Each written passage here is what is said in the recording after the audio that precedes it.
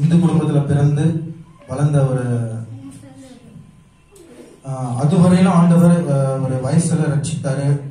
Train accident ஆச்சு. எனக்கு train ஆக்சிடென்ட்ல இருந்து ஆண்டவர் என்ன உயிரோடு எழுப்பினாரு. மரித்து போற நிலைமையில இருந்து நான் உயிரோடு எழுப்பி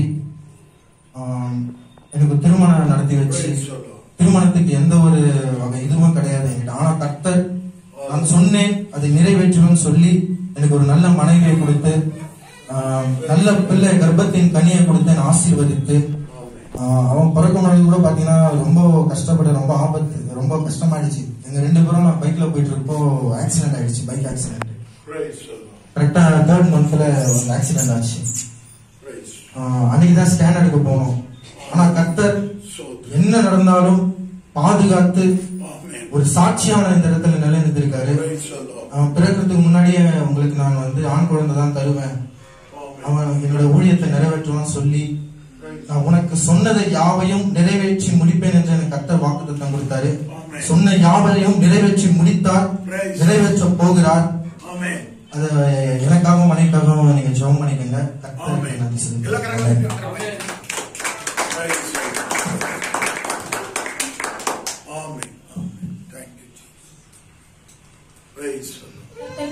கர்த்தர் என்னை சாட்சியம் வைத்ததுக்காக சோத்திரம்.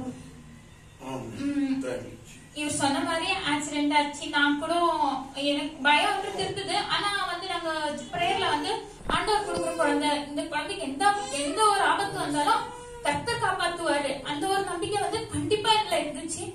அதே சமயம் பாத்தீங்கன்னா 9ஆம் மாசத்துல நான் டெலிவரி டைம்ல ரொம்பவே கஷ்டப்பட்டிருக்கேன். அது இங்க இருக்க வித்யா சிஸ்டர் மட்டும் தான் தெரியும். எனக்கு நார்மல் டெலிவரி ஆகவே இல்லை. நான் அப்ப கூட ஆண்டவர்கிட்ட பிரேயர் பண்ணேன், ஆண்டவர் நார்மல் டெலிவரி விடுங்க. அப்ப கூட எனக்கு என்ன பண்றதுன்னு தெரியல. அம்மாவுடைய ஹார்ட் பீட் இல்லைன்னு சொல்லிட்டாங்க. நைட்டு எனக்கு ரொம்ப கஷ்டமா இருந்துச்சு. கடவுள் தான் என்னையும் என் குழந்தையும் வீட்டுக்கு கொடுத்தது மேலான கிருபை. இன்னைக்கு இருக்கு நான் சொல்றேன், கடவுள் கிருபையோட தான் நான் இப்பதும் திரும்பலாம் ஆகாதிருப்பதும் ஆண்டவருடைய மேலான கிருபைக்காக நான் நன்றி செலுத்துகிறேன். அது மட்டும் இல்ல, அவனுக்கு எவ்வளவு ஆபத்து வந்தாலும் ஆண்டவர் இது வரைக்கும் அவர் காத்து வழி நடத்தி வந்ததுக்காக நான் கொடான கோடி நன்றி செலுத்துகிறேன். இந்த சிறு சாட்சி முடிக்கிறேன். ஹல்லேலூயா. ஆமென்.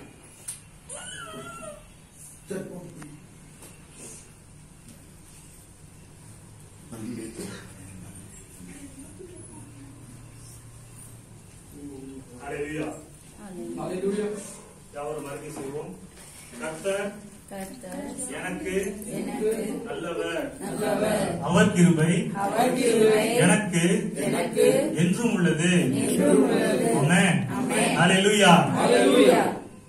யாவரையும் இந்த நல்ல நாளிலே இயேசு கிறிஸ்துவின் நாமத்தினாலே வரவேற்கின்றேன். இன்றைய நாளில் கூட நேரம் மிகவும் கம்மியாக இருப்பதனால சுருக்கமாக ஒரு 20 நிமிஷத்துல என்னோட செய்தியை முடிக்கிறாங்க. 1 மணி நேரம் செய்தி 20 நிமிஷத்துல நான் எவ்வளவு தூரத்துக்கு பிரீஃபா பண்ண முடியுமா பண்ணி உங்களுக்கு நான் முடிச்சிடுறேன். அதாவது பிள்ளைகளை எப்படி கர்த்தருக்குள் நாம் வளர்ப்பது என்கிற அந்த காரியத்தை குறித்து நான் பேச போகின்றேன். இது எல்லா பேரண்ட்ஸுக்கும், பிள்ளைகளை பெத்தெடுத்த பேரண்ட்ஸுக்கும், இல்ல கார்டியன் இருக்கிறவங்க இருந்தாலும் சரி, இல்ல வளர்க்கிறவங்க இருந்தாலும் சரி, எப்படிப்பட்டவங்களா இருந்தாலும் சரி, இனி பிள்ளைகளை பெற போறவர்களாக இருந்தாலும் சரி, வருங்கால தாய்களுக்கும் தந்த தகப்பன்களுக்கும் சேர்த்து நான் சொல்றேன். நான் ஓவரால் எல்லாத்துக்குமே ஒரு ஏற்ற செய்தி, பிள்ளைகளை எப்படி கர்த்தருக்குள் நடத்துவது, கர்த்தருக்குள் எப்படி நடத்துவது என்கிற காரியத்தை குறித்து நான் சுருக்கமாக பேசலாம் என்று இருக்கின்றேன். பைபிள் சொல்லுது, பிள்ளைகள் கர்த்தரால் வரும் சுதந்திரம். பிள்ளைகள் யாரால் ஒரு சுதந்திரம்? கர்த்தரால் வரும் சுதந்திரம். பிள்ளைகளை கொடுத்தது யாரு? தேவன். கர்த்தரால் உண்டாகக்கூடிய பலன். அப்ப இந்த பிள்ளை யாருக்கு சொந்தமானது? கர்த்தருக்கு சொந்தமானது. கர்த்தருக்கு சொந்தமான பிள்ளைய கர்த்தர் நம்மகிட்ட கொடுத்து என்ன பண்ணிருக்கிறாரு? பொறுப்புல ஒப்படைச்சு வளர்த்துட்டு இருக்காரு. தேவ பக்தி உள்ள சந்ததியாக மாற்ற முடியாது என்ன கொடுத்திருக்காரு? நம்ம கையில பொறுப்புல பிள்ளைகளை கொடுத்திருக்கிறாரு. இந்த உணர்வு நமக்கு இருக்குன்னு பாருங்க. எந்த பிள்ளைகளா இருந்தாலும் சரி, அது ஆணா இருந்தாலும் சரி, பெண்ணா இருந்தாலும் சரி, நீங்க பெத்த தகப்பனா இருந்தாலும் சரி, இல்ல வளர்க்குற ஒரு கார்டியனா இருந்தாலும் சரி, யாரா இருந்தாலும் சரி, உங்க கையில ஒரு பிள்ளைய கொடுத்துட்டாங்க அப்படின்னா அது நீங்க வளர்க்குற ஒரு பொறுப்பு. ஒரு டீச்சரா இருந்தாலும் சரி, என்னன்னா கர்த்தருக்கு உகந்த வாழ்க்கை வாழ்வதற்கு தக்கதான வழியை நடத்துறதுதான் அவங்களோட வேலை பாருங்க. அது பிள்ளைகள் கர்த்தரால் வருகின்ற சுதந்திரம். பைபிள் சொல்றது பிள்ளைகளை பத்தி என்ன சொல்லுதுன்னா, அவர்கள் பந்தியை சுற்றிலும் இருக்கின்ற ஒளிவ மர கன்றுகள் அப்படின்னு பைபிள் சொல்றாங்க. பந்தியை சுற்றிலும் இருக்கின்ற ஒலிவ மர கன்றுகள் பிள்ளைகளை வந்து மரக்கன்றுக்கு வேதம் ஒப்பிடுது. அது மாத்திரம் கிடையாது, இன்னொரு வசனம் சொல்லுது, பலவான் கையில் உள்ள அம்புகள் அப்படின்னு சொல்லிட்டு, வாழ வயதில் குமாரர்கள் பலவானுடைய கையில் இருக்கிற அம்புகள். அப்ப பிள்ளைகள் வந்து கன்றுகள், நடப்பட்ட கன்றுகள். அந்த கன்றுகள் வந்து ஒரு செடி நட்டு வைக்கிறோம், அப்படி கன்றாவே இருக்கிறது இல்ல, என்ன ஆகுது, மரமா வளர ஆரம்பிக்குது, மரமா வளர ஆரம்பிக்குது. அடுத்த வசனம் சொல்லுது, அந்த மரமா வளர்ற அந்த மரத்தை அதை நம்ம செதுக்கி பலவானுடைய கைக்கு அம்பாக கொடுக்கணுமா, தேவனுக்கு ஏற்ற ஒரு கருவியாக மாற்றி கொடுக்கணும். அதான் பாருங்க, பிள்ளைகளை வந்து கர்த்தர் என்ன கொடுத்திருக்காரு, நம்மளுக்கு சுதந்திரமா கொடுத்திருக்காரு. அப்ப பிள்ளைகளை நாம் எப்படி கர்த்தருக்குள் வளர்ப்பது என்கிற காரியத்தை குறித்து ஒரு சில காரியங்களை நான் உங்களோடு ஷேர் பண்ணலான்னு இருக்கேன். வாசிப்போம். நீதிமொழிகள் 29ஆம் அதிகாரம் 15வது வசனம். நீதிமொழிகள் 29:15. பைபிள் சொல்லுது, பிரம்பும் கடிந்து கொள்ளுதலும் ஞானத்தை கொடுக்கும். தன் பிள்ளையை இஷ்டத்திற்கு விடப்பட்ட பிள்ளையோ தன் தாய்க்கு வெட்கத்தை உண்டு பண்ணுகின்றான். பிள்ளைகள் என்ன பண்ணக்கூடாதான், இஷ்டத்துக்கு விடக்கூடாதான். இஷ்டத்துக்கு என்ன பண்ணக்கூடாது, விடக்கூடாது. ஒரு என்ன சொல்றது, ஒரு டிலைட்ஃபுல் பேஷன், ஒரு அன்பு நிறைந்த, ஒரு அரவணைப்பு நிறைந்த ஒரு பிள்ளைகள் வந்து ஒரு கருசோடு நடத்தணும் பாருங்க. ஏனோ தானே இருக்கக்கூடாது. நம்ம வயிற்றுக்குள்ள பிள்ளை இருக்குது, தாயும் தகப்பனும் சேர்ந்து அந்த பிள்ளை எப்படி பாத்துக்கிறாங்க, உட்கார்ந்தா பார்த்து உட்கார்றாங்க, டிராவல் பண்றப்ப பார்த்து டிராவல் பண்றாங்க, ரொம்ப கேர் பண்ணிக்கிறாங்க. ஆனா அந்த டெலிவரி ஆன பிறகு பாத்தீங்க அப்படின்னா இஷ்டத்துக்கு விட்டுறது. பிள்ளைங்க என்ன பண்றது, இஷ்டத்துக்கு விட்டுறது. அப்பா என்ன பண்ணிட்டு இருப்பாரு, மொபைல் உட்காந்து பேஸ்புக் பார்த்துட்டு இருப்பாரு, இல்ல யூடியூப் பார்த்துட்டு இருப்பாரு. அம்மா என்ன பார்த்துட்டு இருப்பாங்க, டிவி சீரியல் பார்த்துட்டு இருப்பாங்க. நீங்க பெத்த பிள்ளை எங்க பாருங்க தெரியலன்னு வாங்க, அது பார்த்தா எங்கேயாச்சும் ஃப்ரிட்ஜுக்குள்ள இருந்து வரும், வாஷிங் மிஷின்ல எந்திரிச்சு வரும், மாடியில இருந்து இறங்கி வரும், எங்க இருக்குன்னு தெரியல சொல்லுவாங்க. அசால்ட்டா விட்டுறது பிள்ளைங்களை. இல்ல பிள்ளை என்ன பண்றது, யாராச்சும் பொறுப்பை படுத்துறது, அம்மா அப்பாட்ட கொடுத்துறது, இல்ல வேலைக்காரங்க கொடுத்துறது, இஷ்டத்துக்கு ஏதாச்சும் விட்டுறது. அதாவது தன்னுடைய பிள்ளையை குறித்த ஒரு சாதாரண அறிவு கூட பெற்றோருக்கு இல்லாம இருக்கும். பிள்ளைக்கு பசிக்குதா, பசிக்கலையா, சாப்பிட்டானா, சாப்பிடலையா, உடம்பு எப்படி இருக்குது, அவனுக்கு என்ன பிடிக்கும், எதுவுமே தெரியாது பாருங்க. அசால்ட்டா விட்டுறது, இஷ்டத்துக்கு விடுற ஒரு பிள்ளை. அந்த மாதிரி இருக்கக்கூடாது பாருங்க. கருசனையோடு கர்த்தர் எனக்கு கொடுத்த சுதந்திரம், கர்த்தர் எனக்கு கொடுத்த கிஃப்ட் இந்த பிள்ளை அப்படின்ற உணர்வோடு என்ன பண்ணணும் நம்ம பிள்ளைகளை வளர்க்கணும். எல்லா பிள்ளைகளும் அப்படிதான் சொல்றேன், எல்லாத்தையும் சேர்த்த சொல்றேன். எல்லா பிள்ளைகளும் எப்படி வளர்க்கணும், அப்படிதான் வளர்க்கணும். பிள்ளைகளோட அதிகமா என்ன பண்ணணும், நேரத்தை செலவிட வேண்டும். கர்த்தர் நமக்கு கொடுத்திருக்கிறாரு, அப்ப என்ன பண்ணணும், பிள்ளைகளோட அதிக நேரத்தை செலவழிக்கணும். அந்த பிள்ளைகள் என்ன கன்றுகள் அப்படின்னு சொல்லிட்டு பைபிள் சொல்லுது. இந்த கன்றுகள் வந்து வளர்ந்து மரமா மாறிடும். அதுக்கப்புறம் நீங்க அந்த சின்ன வயசுல மிஸ் பண்ணுவீங்க பாருங்க. இப்ப நீங்க மிஸ் பண்ணிட்டீங்க அப்படின்னா ஃபியூச்சர்ல அதை நீங்க அனுபவிக்க முடியாது. பிள்ளைகளோட விளையாடுறத, நேரத்தை ஸ்பெண்ட் பண்றத அனுபவிக்க முடியாது பாருங்க. இந்த குறிப்பிட்ட காலத்துக்குள்ள அந்த பிள்ளைகளை வந்து நல்லா ஒரு அரவணைச்சு அன்புக்குள்ள கொண்டு வந்து உங்களோட கண்ட்ரோல்ல கொண்டு வந்துடணும். அன்பினால அரவணைக்கணும். ஒரு பேரண்ட்ஸ் வந்து பிள்ளைகளை எப்படி நடந்துக்கணும், ஃப்ரெண்டு போல நடந்துக்கணும். உங்ககிட்ட வந்து எதையும் ஷேர் பண்ணாம அவன் இருக்க மாட்டான் பாருங்க. அவன் இருக்க மாட்டான். எந்த விஷயமா இருந்தாலும் உங்கள்கிட்ட ஷேர் பண்ணுவான். உங்களுக்கு தெரியாம எந்த காரியமும் பண்ண மாட்டான். அப்படி நீங்க என்ன பண்ணணும், உங்க பிள்ளைங்களை ரொம்ப இன்டிமேட்டா பழக ஆரம்பிக்கணும். கேர் எடுத்து பண்ணணும் பாருங்க. இஷ்டத்துக்கு விடக்கூடாது, பைபிள் சொல்லுது. இஷ்டத்திற்கு விட்டோம் அப்படின்னா அது ரொம்ப டேஞ்சரா போயிருப்பாருங்க. பிள்ளைங்களை வந்து அவங்க பேசுற அந்த மழலை மொழிகளை கேட்டு ரசிக்கணும். டிஸ்டர்பன்ஸா தான் இருக்கும். அது சொல்ற விஷயங்கள் பையனா பேசுவான். அது பேசுறப்ப வந்து அது இன்ட்ரெஸ்டிங்கா இருக்காது, சப்ப மேட்டரா இருக்கும். ஆனா நான் உட்காந்து ரசிப்பேன், கேட்பேன். ஏன் அப்படின்னா நான் கேட்கும் போது அவன் சந்தோஷப்படுறான். அவனுக்கு ஒரு இன்ட்ரெஸ்ட், ஒரு இது அவன் பாடுறது நல்லா இருக்காது, நான் ரசிச்சு நான் கை தட்டுவேன். அப்போ அவனுக்கு இன்னும் அவனை என்கரேஜ் பண்றேன். அப்ப என்ன ஆகுது, இதுதான் பாருங்க, ஒரு பர்சனல் கேர் எடுத்து பிள்ளைங்க என்ன பண்ணணும், நடத்த ஆரம்பிக்கணும். பைபிள் சொல்லுது பிள்ளைங்க வந்து என்ன பண்ணக்கூடாது, நம்ம வந்து அசட்டை பண்ணக்கூடாது. பைபிள் சொல்லுது பாருங்க. ஏசு சொல்றாரு, இந்த சிறியவர்கள் ஒருவனையும் அற்பமா என்னாதபடி எச்சரிக்கையாயிருங்கள். எந்த பிள்ளைகளும் என்ன பண்ணக்கூடாது, அசட்டை பண்ணக்கூடாது, அற்பமா எண்ணக்கூடாது. ஏன்னா ஒவ்வொரு சிறு பிள்ளைகளுக்கும் ஒவ்வொரு பிள்ளைகளுக்கும் பொறுப்பாளியாக ஒரு தேவதூதனை தேவன் என்ன பண்ணிருக்காரு, நியமிச்சிருக்கிறாரு. அந்த உணர்வு இருக்குன்னு பாருங்க. ஒரு சிறு பிள்ளைகளை நிக்க வச்சு என்ன சொல்றாருன்னா, இப்படிப்பட்ட மனதுடையவர்கள், இப்படிப்பட்டவர்கள் தான் தேவனுடைய ராஜ்யத்தை சுதந்திரித்துக் கொள்வார்கள் அப்படின்னு சொல்றாரு. அப்ப சிறு பிள்ளைகள் என்ன பண்ணக்கூடாது, அசட்டை பண்ணக்கூடாது, அற்பமா எண்ணக்கூடாது, இஷ்டத்துக்கு விடக்கூடாது. தேவன் கொடுத்த சுதந்திரம், தேவன் கொடுத்த ஈவு என்கிற உணர்வோடு பிள்ளைகளை வளர்க்கணும் பாருங்க. என்னோட பிள்ளை வயிற்றுக்குள்ள இருக்கும் போது எப்படி நம்ம பிள்ளையை பாதுகாத்தோம், எவ்வளவு கேர் பண்ணி பாத்துக்கிட்டோம், வெளியில வந்த பிறகு அதே மாதிரி தான் பாருங்க. அப்படிதான் பண்ணணும் பாருங்க. சின்ன பையன் யாரு? சாமுவேல். சாமுவேல்ட்ட கர்த்தர் என்ன பண்றாரு? நேரடியாக பேசுறாரு. ஏலிட்ட பேசல, தீர்க்கதரிசிட்ட பேசல, ஆசாரியட்ட பேசல, சாமுவேல்ட்ட பேசி ஏலி குடும்பத்துக்கு என்ன பண்றாரு? தீர்க்க தரிசனம் உரைக்க வைக்கிறாரு. இஸ்ரவேல் மக்களுக்கு தீர்க்க தரிசனம் உரைக்கிறாரு. சிரியா ராஜா நாகமான் ஒரு சிறு புள்ள சொல்றா, நீ எலியாட்ட போ, நீ மனநாயிருவ, சுகமாயிருவ. சிறு புள்ள மூலியமா ஆண்டவர் பேசுறாரு. அப்ப சின்ன பிள்ளைகளுடைய அந்த வார்த்தைகளையோ அவருடைய செய்கைகளையோ நம்ம அசட்டை பண்ணக்கூடாது. மாம்சமான அவர்கள் என்ன பண்ணுவாங்க? கடைசியில் ஆவியை ஊற்று சொல்லிக்கிறாரு. சின்ன குழந்தைங்க என்ன பண்ணுவாங்கன்னா தீர்க்க தரிசனம் உரைப்பாங்களாம். அப்ப பிள்ளைகளை வந்து நம்மளுக்கு கர்த்தர் எனக்கு கொடுத்த கிஃப்ட் அப்படின்ற மனப்பான்மையோடு ரொம்ப கேர்ஃபுல்லா கேர் எடுத்து வளர்ந்துருக்காங்க. சின்ன பிள்ளைகள் மாதிரி கிடையாது. உங்க பிள்ளைங்க இப்ப நீங்க உங்க பிள்ளைங்களுக்கு வந்து 18 வயசா இருந்தாலும் சரி, 19 வயசா இருந்தாலும் சரி, உங்களுக்கு என்ன ஆகுது? குழந்தைதான். உங்களுக்கு சேர்த்தா நான் பேசிக்கிட்டு இருக்கேன். சரிங்களா? அப்ப ஒரு அரவணைப்போடு பிள்ளைங்களை வளர்க்கணும். First point. செகண்ட் என்னன்னா, வாசிப்போம். நியாயாதிபதிகள் 13ஆம் அதிகாரம் 8வது வசனம். நியாயாதிபதிகள் 13ஆம் அதிகாரம் 8வது வசனம். சிம்சோனை பத்தி எழுதப்பட்டிருக்கு.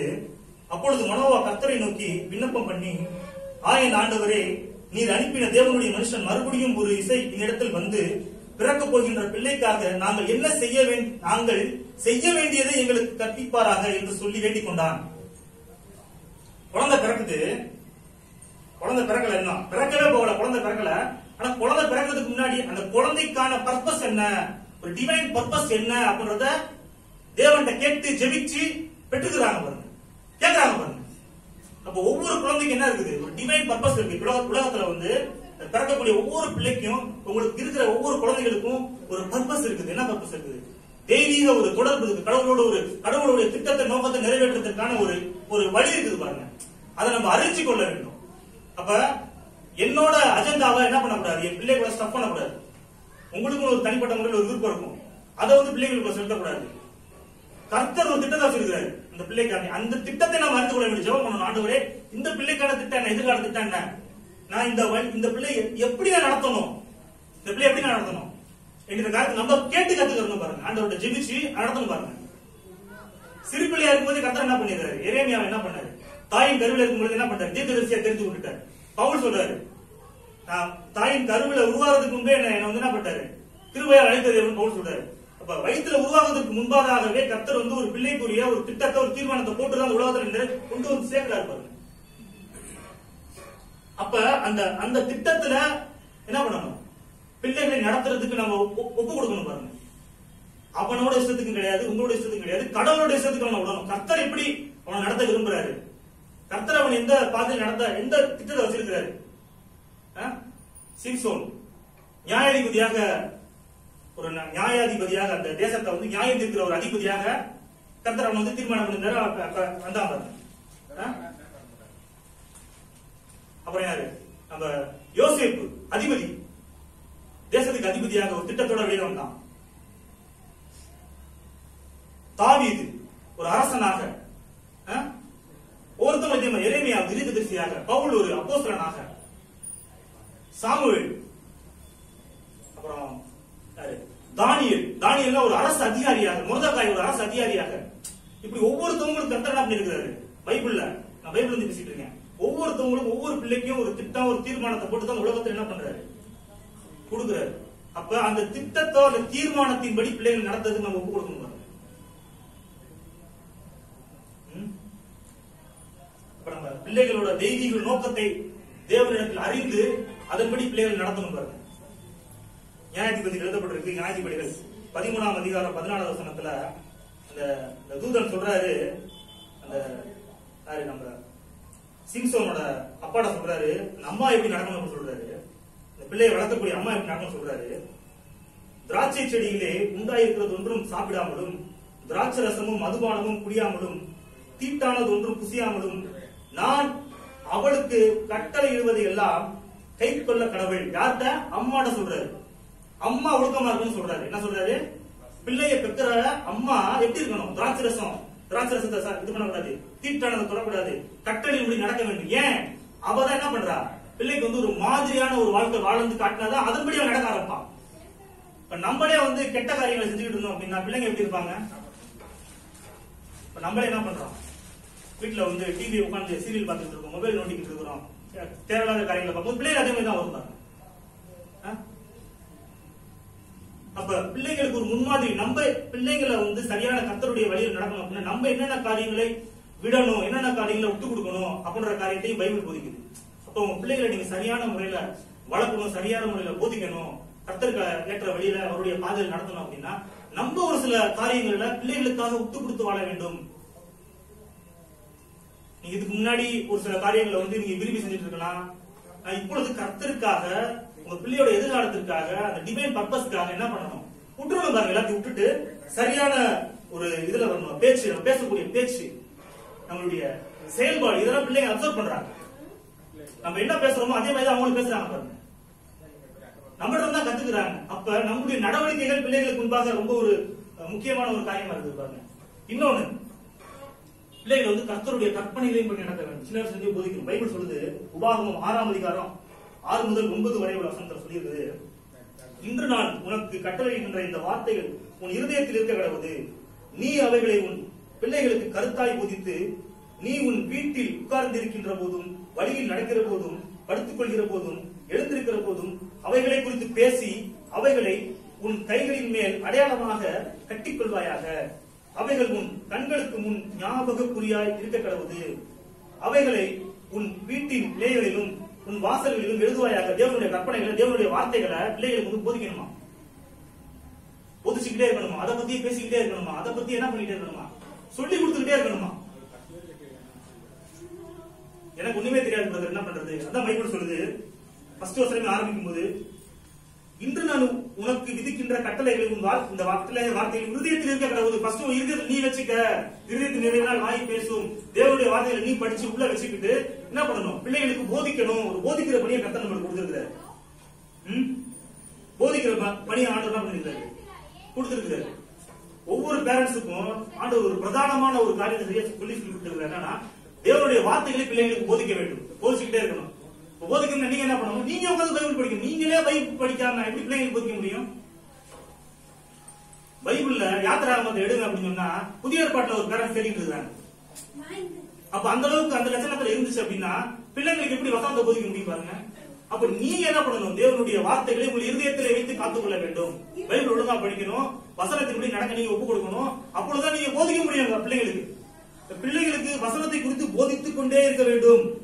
சர்ச்சில் நீங்க ஒருத்தவங்க ஒரு சர்ச்சுக்கு போவீங்க, இந்த சர்ச்சில் இருக்கிறவங்க, சர்ச்சில் இருக்கிறவங்க எல்லாம் சர்ச்சில் பிரசங்கிக்கிறாங்களா, பாசத்துல பிரசங்கிக்கிறாங்களா பிரசங்கங்கள்லாம், அதை நோட்ஸ் எடுத்து வச்சுக்கிட்டு குறிப்பெடுத்துக்கிட்டு அதை என்ன பண்ணணும், நீங்க வீட்டுல உட்காந்து உங்க பிள்ளைகளுக்கு நீங்க போதிக்கணும். ஏதோ கேட்டுட்டோம் விட்டுட்டோம் அப்படி கிடையாது. நோட்ஸ் எடுத்துட்டு குறிப்பெடுத்துட்டு என்ன பண்ணணும், பிள்ளைங்களுக்கு போய் வீட்டுல நீங்க பிரசங்கம் பண்ணணும். அதை அவங்க பிள்ளைங்க கேட்கணும் பாருங்க. இதான் ஆண்டவர் சொல்றாரு.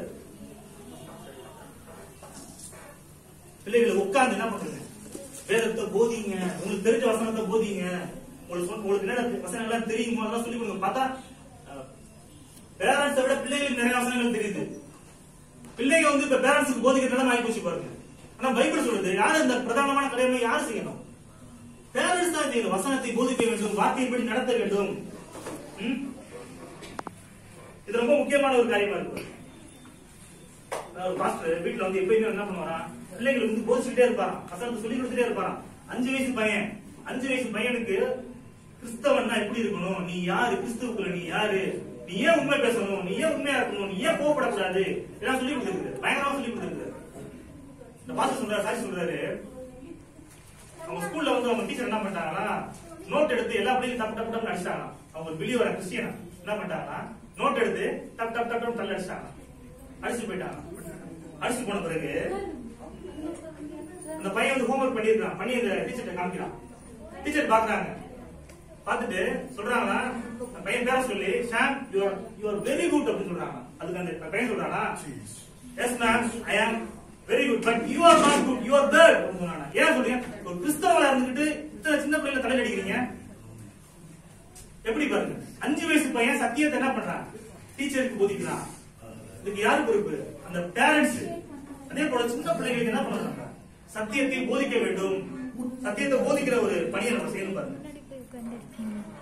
நம்ம போதிக்கிறது மாத்திரம் கிடையாது, இந்த போதிக்கிற போதனையை நம்ம என்ன பண்ணணும், நடக்க வேண்டும். போதிக்கிற போதனை என்ன பண்ணணும், நம்ம நடக்கணும் பாருங்க. ஒரே ஒரு வசனத்தை நான் வாசித்து முடிக்கிறேன். டைம் ஆயிடுச்சு.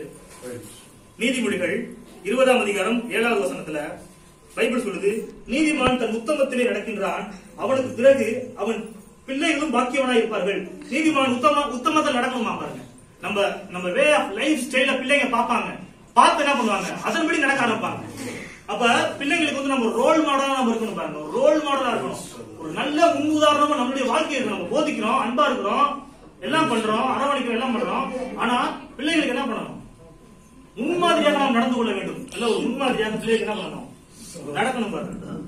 பிராக்டிகலா நம்ம நடந்து காட்டணும் பாருங்க.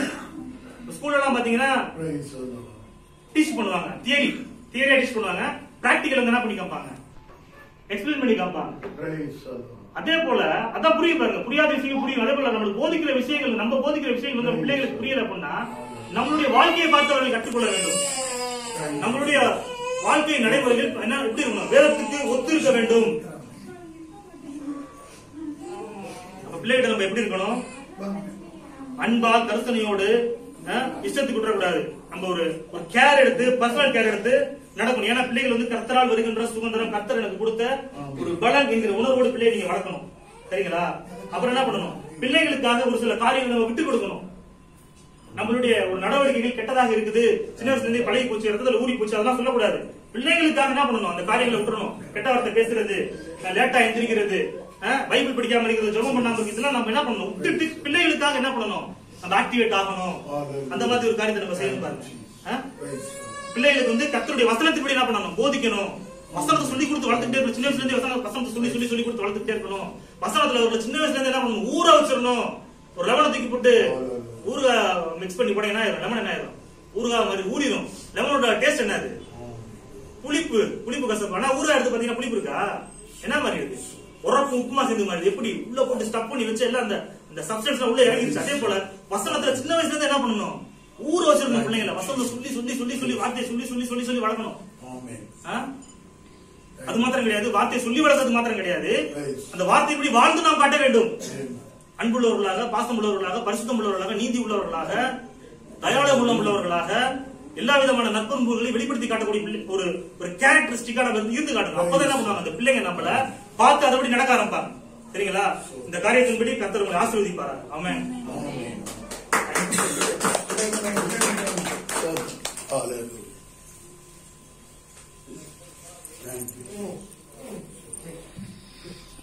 ஹல்லேலூயா, ஹல்லேலூயா, ஹல்லேலூயா. கர்த்தருடைய பரிசுத்த நாமத்துக்கு மகிமை உண்டாகட்டும்.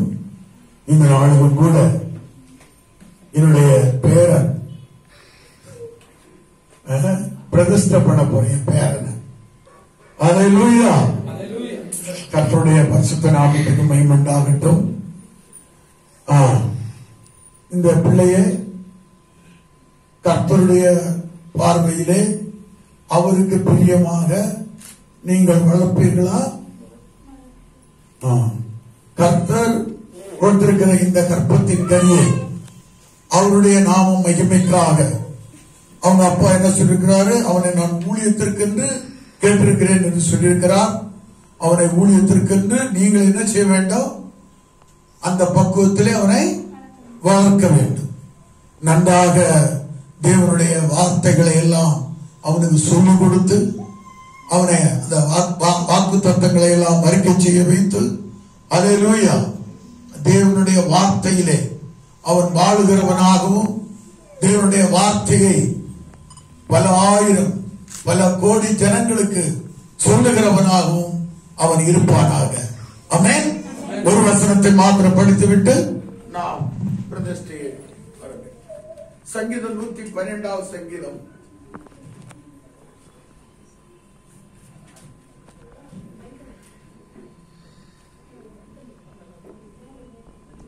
1-3 வசனம் வரையிலும் படிப்போம். அல்லேலூயா. கர்த்தருக்கு பயந்து அவருடைய கட்டளைகளில் மிகவும் பிரியமாயிருக்கிற மனுஷன் பாக்கியவான். அவன் சந்ததி பூமியில் பலத்திருக்கும். செம்மையானவர்களின் வம்சம் ஆசீர்வதிக்கப்படும். ஆசியும் ஐஸ்வர்யமும் அவன் வீட்டில் இருக்கும். அவனுடைய நீதி என்றென்றைக்கு நிற்கும். ஆமென். அல்லேலூயா. ஆண்டவர் சொல்லுகிறார், அவன் சந்ததி பூமியில் பலத்திருக்கும், செம்மையானவர்களின் வம்சம் ஆசீர்வதிக்கப்படும். ஆமென். அல்லேலூயா. கர்த்தருடைய பரிசுத்த நாமத்துக்கு மகிமை உண்டாகட்டும். எல்லாரும் பிள்ளைக்கு நேரா கரங்களை நீட்டி நாம் ஜெபம் பண்ணுவோம். ஓ thank you Jesus, praise the Lord, hallelujah, thank you Jesus. கிருபை உண்டாகட்டும் ஆண்டவரே, தயவு உண்டாகட்டும் ஆண்டவரே. உமக்கு ஸ்தோத்திரம் அப்பா. இந்த ஒரு வருட காலமாக பிள்ளையை கண்ணின் மணி போல காத்தி உங்களுடைய தயவுக்காக, உங்களுடைய கிருபைக்காக உமக்கு கோடி ஸ்தோத்திரம் அப்பா. இவனை இந்த உலகத்திற்கு எந்த நோக்கத்தோடு கூட நீர் அனுப்பினீரோ அந்த நோக்கம் இவனையே நிறைவேறுவதாக என்று நாங்கள் பேசுகிறோம். கர்த்தர் அப்படியே அதிசயத்தை செய்கிறார். அப்படியா ஆண்டவரே உமக்கு ஸ்தோத்திரம்.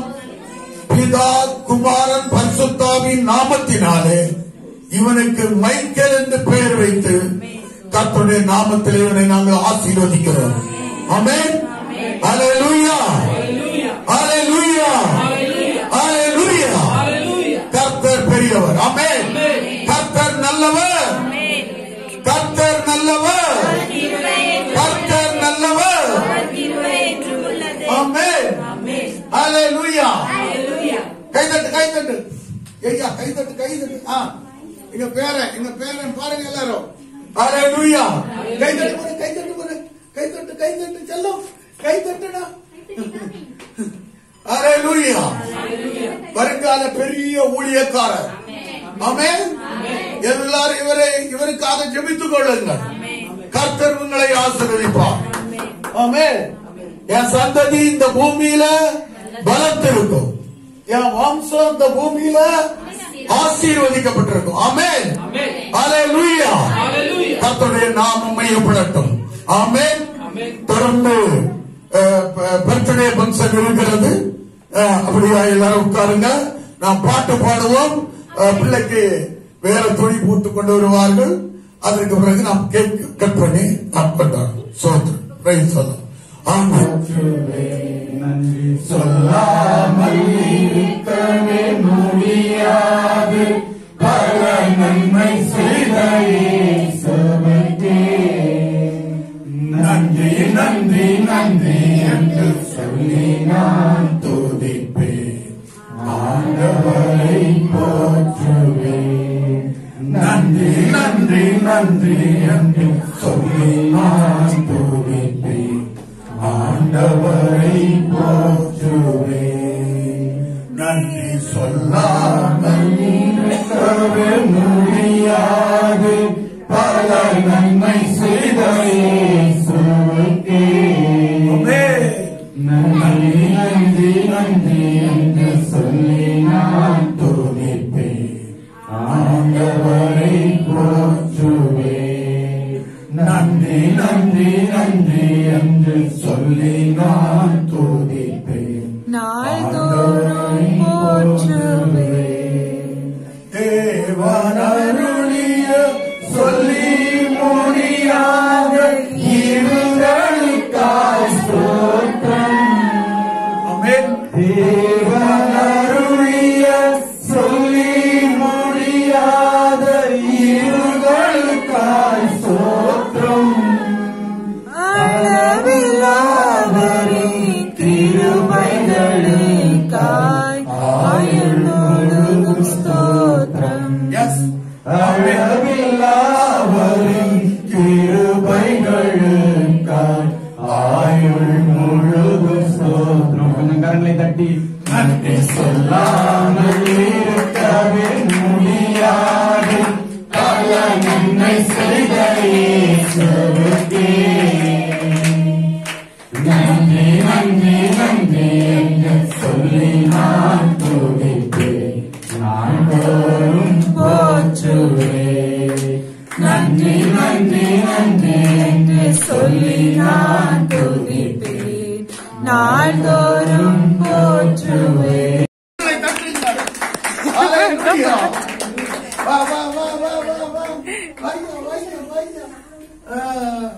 பாருங்க பாருங்க, எங்க கோடீஸ்வரனை பாருங்க, எங்க சீமான பாருங்க, எங்க மகாராஜாவை பாருங்க. ஹalleluya ஹalleluya ஹalleluya. இவர் யார் தெரியுமா? மகாராஜா. க்ளூ க்ளூ க்ளூ இதே ஆமென். டுண்டி இதே இவர் மிகப்பெரிய சீமான். ஆமென். நான் எப்படி பேசறேனோ அப்படிதான் அவன் வருவான். ஆமென். அதுல எந்த மாற்றமும் கிடையாது. ஆமென்.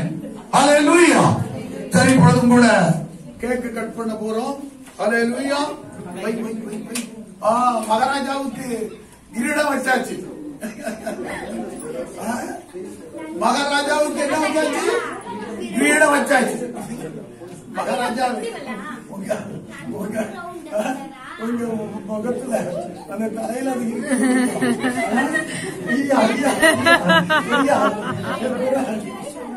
வைகி அவங்களுக்கு வைகி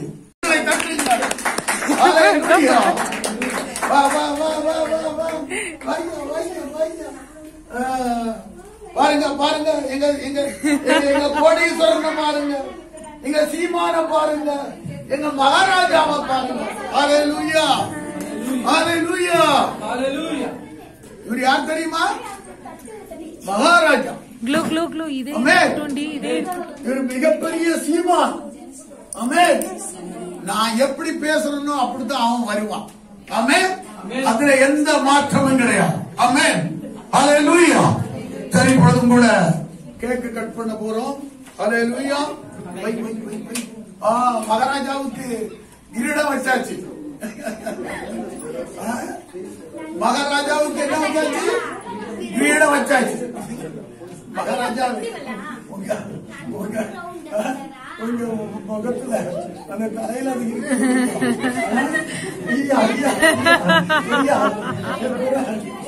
வைகி வைகி அவங்களுக்கு வைகி. Thank you low. ஆமென். எல்லா கடவுளுக்கு ஆண்டவரை மகிமைப்படுத்துவோம். Praise the lord. சரி, இப்ப கேக் கட் பண்ண போறாரு எங்க மகாராஜா. அப்பாயிட்ட ஓடுற